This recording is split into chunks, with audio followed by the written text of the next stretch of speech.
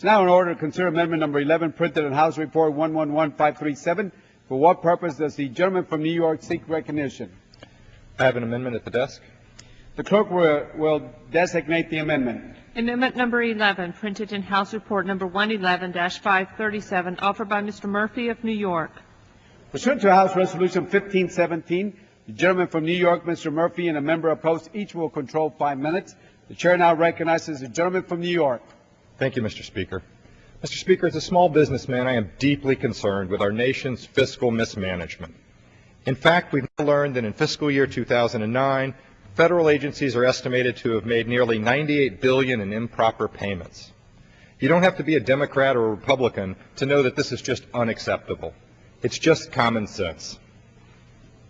My simple amendment to this bill reiterates that all the funds authorized in this act must be spent in compliance with the manuals of standards of ethical conduct for the employees of the executive branch. As members of Congress, it's our duty to allocate taxpayer dollars in a measured and responsible way. And we all know that Congress must do more to rein in wasteful spending.